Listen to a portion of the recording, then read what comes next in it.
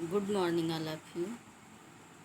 बच्चों, आज हम लोग हिंदी कक्षा के अंतर्गत हिंदी सेकंड के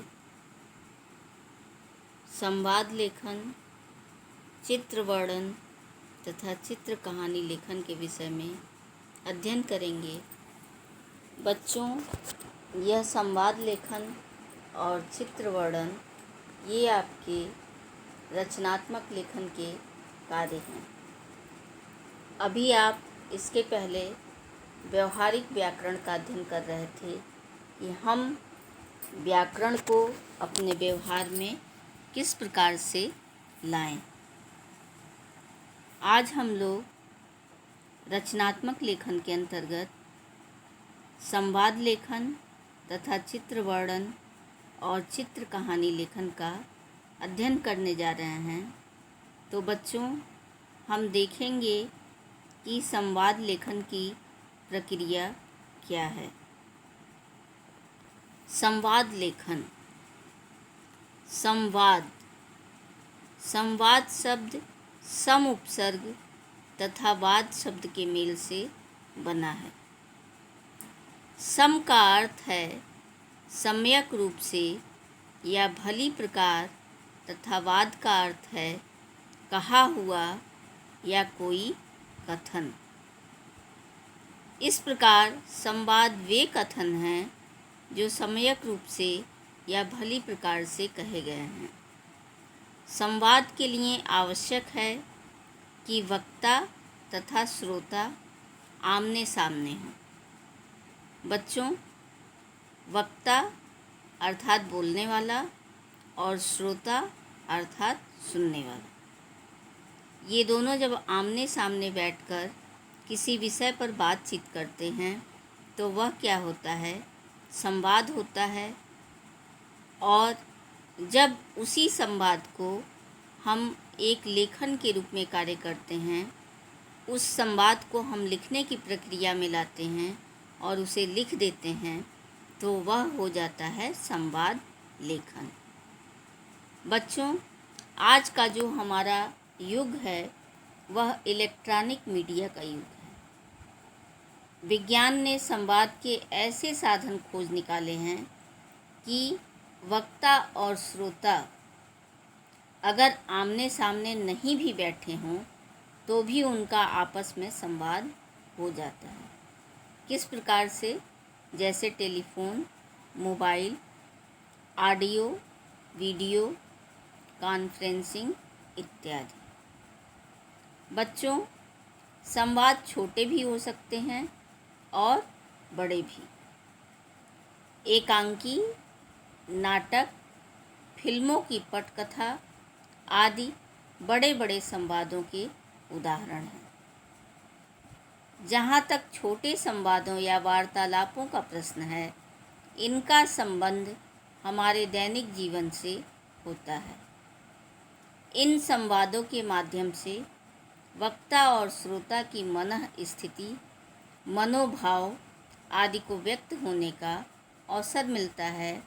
जैसे एक बच्चा अपने दोस्तों से कभी हंसकर तो कभी नाराज़ होकर बात करता है।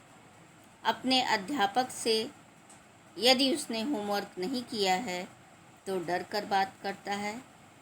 अपनी माँ से प्रेम और आदर से बात करता है इत्यादि। बच्चों, कहने का अर्थ यह है कि संवाद किसी भी तरह के हो सकते हैं। यदि हम और आप ये जो आपस में पढ़ने का कार्य कर रहे हैं, यह भी एक संवाद है, लेकिन इसमें आपसे वार्तालाप नहीं हो पा रही है। जब यही वार्तालाप हम एक कक्षा में करते हैं तो जब एक दूसरे के बीच वार्तालाप होता है तो वह एक संवाद का रूप ले लेता है। तो संवाद लेखन, जब जो बातें हम आपस में वार्तालाप करते हैं, बातचीत करते हैं, और जब उसे हम एक लेखन कार्य के रूप में प्रस्तुत करते हैं तो वह संवाद लेखन कहा जाता है। संवाद लेखन के लिए हमें किन किन बातों का ध्यान रखना चाहिए।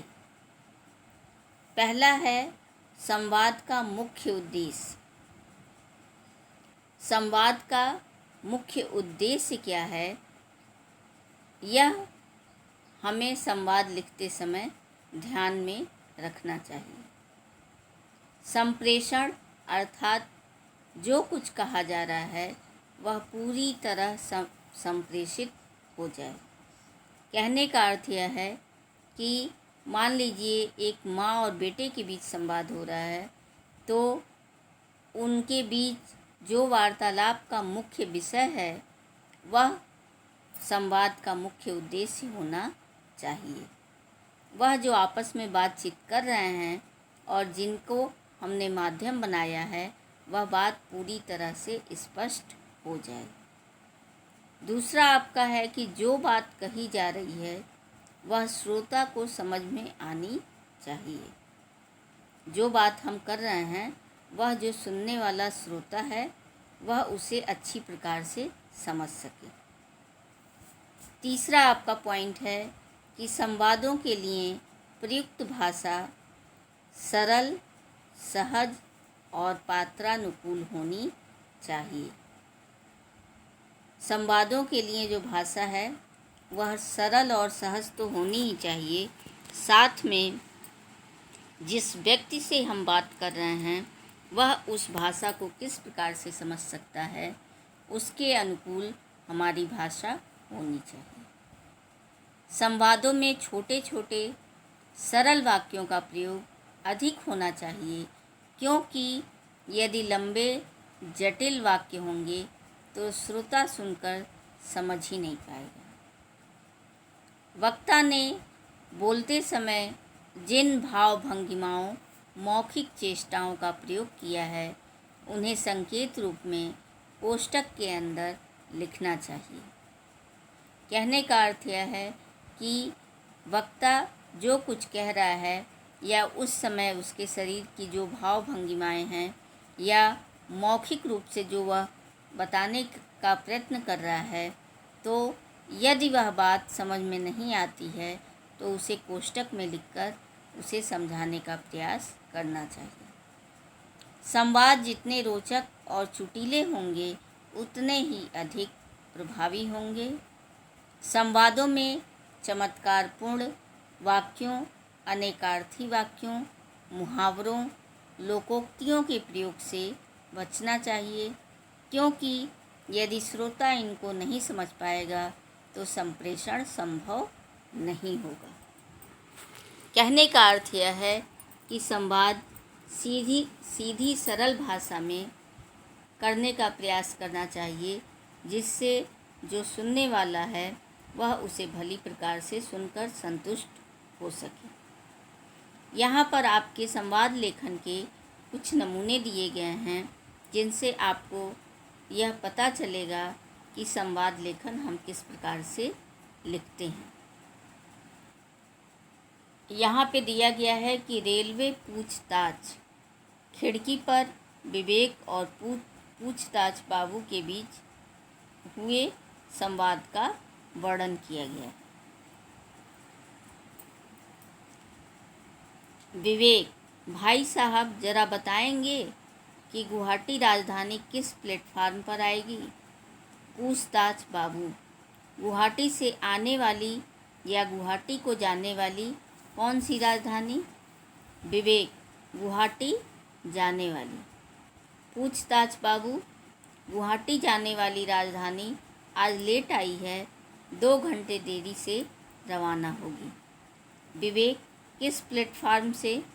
पूछताछ बाबू: अभी प्लेटफार्म की सूचना नहीं आई है, 1 घंटे के अंदर अनाउंसमेंट हो जाएगा। विवेक: तब तक हम लोग सामान लेकर कहाँ जाएं। पूछताछ बाबू: एसी वेटिंग रूम में जाकर बैठिए, ट्रेन के बारे में सभी सूचनाएं वहाँ मिल जाएंगी। विवेक: जी धन्यवाद। इस प्रकार आपने देखा कि एक पूछताछ बाबू से एक व्यक्ति की बातचीत हुई है और सीधी सरल भाषा में जो बातचीत की गई है उसी को संवाद लेखन का रूप दे दिया गया है। इसी प्रकार से एक अगला उदाहरण देखिए, दो मित्रों के बीच संवाद।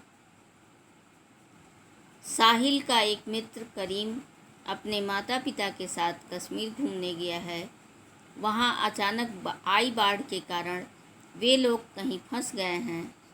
उनके विषय में चिंता व्यक्त करते हुए साहिल ने अपने मित्र हसन से जो बातचीत की है उसी को संवाद लेखन का रूप दिया गया है। साहिल अपने दोस्त हसन से, हसन तुम्हें पता है कि करीम अपने माता पिता के साथ कश्मीर गया है? हसन हाँ, वहाँ से 3 दिन पहले उसने मुझे फ़ोन किया था। वे लोग उस दिन श्रीनगर से गुलमर्ग गए थे, पर उसके बाद कोई खबर नहीं है। साहिल कश्मीर की हालत तो बहुत ख़राब हो चुकी है, पूरा श्रीनगर पानी में डूब गया है। मुझे तो करीम और उसके माता पिता की चिंता हो रही है। हसन हाँ यार, मैं भी बहुत परेशान हूँ, न जाने बेचारों की क्या हालत होगी। साहिल मैंने उनके बारे में इंडिया टीवी को मेल तो किया है कि अगर उन्हें कोई सूचना मिले तो हमें खबर करें। करीम के चाचा चाची भी बहुत परेशान हैं।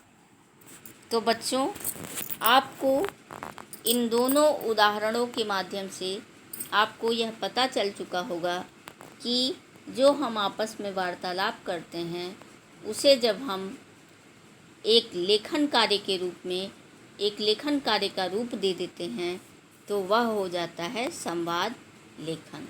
दो व्यक्तियों के बीच में जो वार्तालाप होता है उसे संवाद कहते हैं, और उस संवाद को, उस वार्तालाप को जब हम लेखन कार्य के रूप में देखते हैं या लिखते हैं तो वह संवाद लेखन होता है। तो बच्चों, अगर आपसे आपकी परीक्षा में संवाद लेखन का विषय पूछा जाए और उसके विषय में लेखन कार्य के लिए बोला जाए तो आप इसी प्रकार से संवाद लेखन लिखने का प्रयास करेंगे।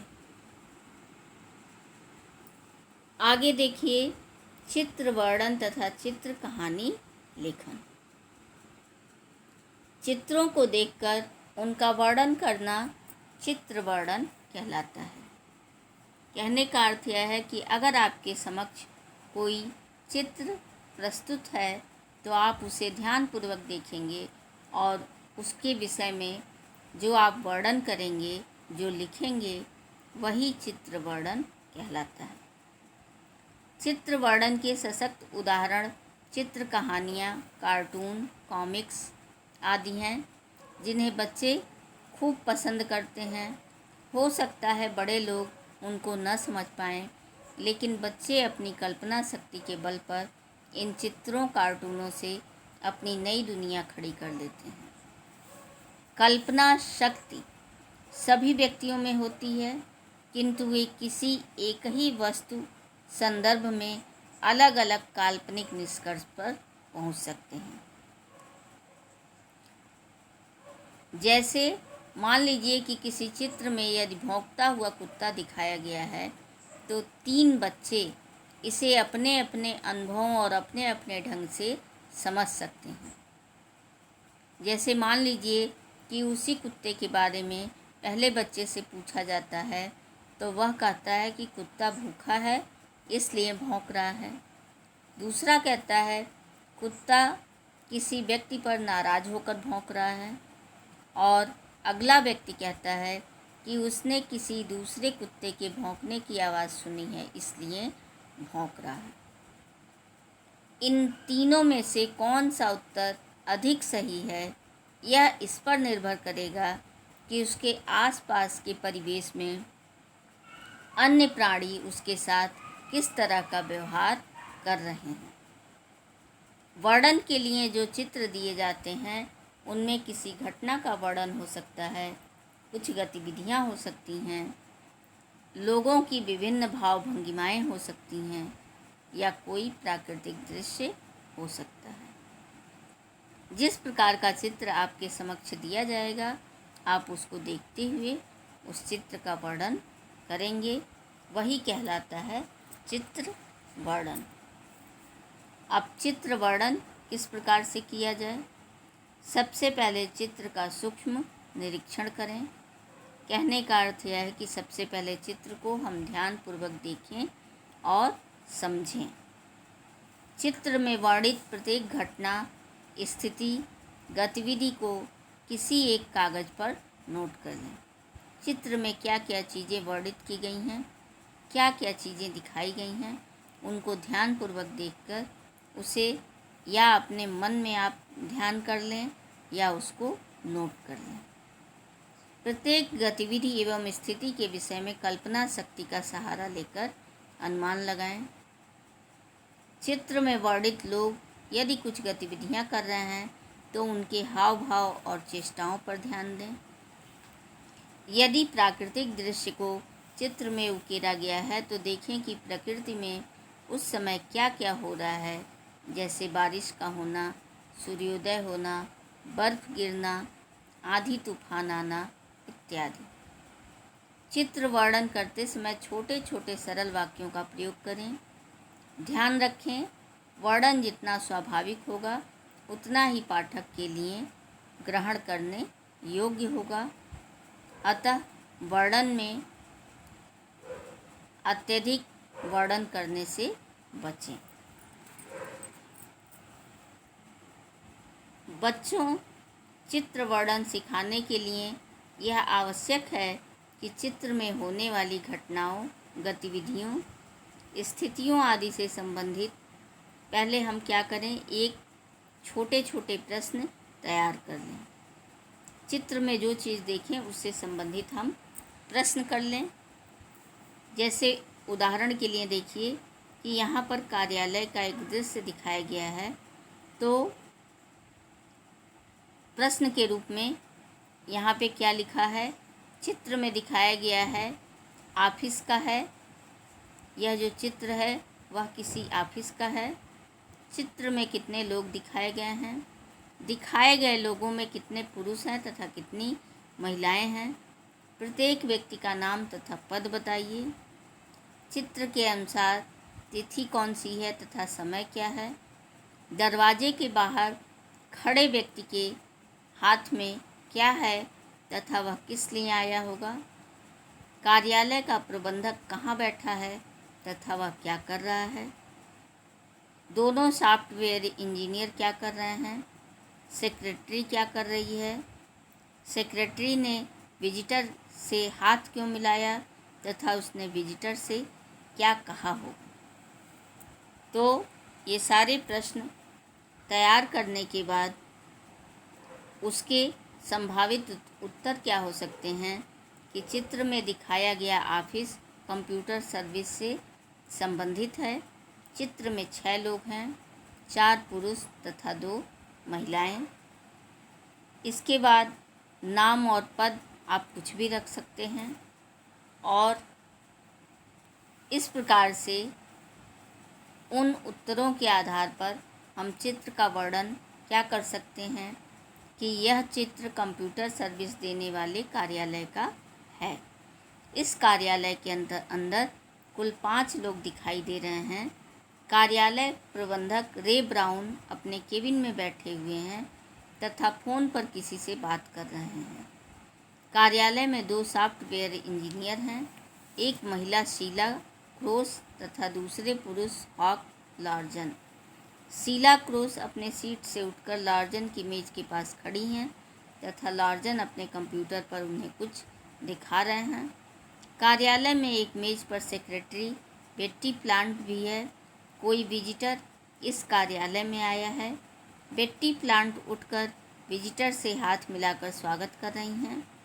कार्यालय में लगे कैलेंडर तथा घड़ी से पता चल रहा है कि 17 नवंबर का दिन है तथा दोपहर के 1:30 बजे हैं।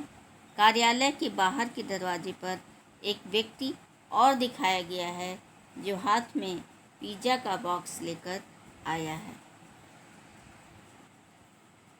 तो इस प्रकार से हम चित्र को देखकर पहले उसे प्रश्न के रूप में उससे प्रश्न पूछेंगे, उसके बाद उसके उत्तर निकालेंगे और उसके बाद उस चित्र का वर्णन करना सही होगा। आगे देखिए, चित्र वर्णन तथा उसके आधार पर कहानी लेखन। बच्चों, आपके सामने कोई कहानी चित्र दिया गया होगा और उस चित्र को देखकर उस पर उसके आधार पर कहानी लेखन का कार्य करना किस प्रकार होता है। जैसे यहाँ पे देखिए, चित्र में दिखाया गया है कि पेड़ है, कौवा है, बादल है। तो इसको देखकर क्या लगता है? प्यासा कौवा। इस चित्र में एक कौवा है, ऐसा लगता है कि वह प्यासा है और पानी की तलाश में भटक रहा है। आगे देखिए कि एक घड़ा है और कौवा उसके अंदर, उस घड़े के अंदर अपनी गर्दन को डाले हुए है। कौवे ने देखा कि घड़े में पानी कम है और वह अपनी गर्दन अंदर करके भी उसे पी नहीं सकता। फिर आपके तीसरे चित्र में है कि कौवा घड़े में कंकड़ डाल रहा है। तो कौवा घड़े में अपनी चोंच से एक एक करके कंकड़ डालने लगता है, जिससे कि पानी ऊपर आ जाए। और जब अगले चित्र में कौवा पानी पीता हुआ दिखाई दे रहा है, कंकड़ डालने से पानी ऊपर आ जाता है और वह उसे पीकर अपनी प्यास बुझा लेता है।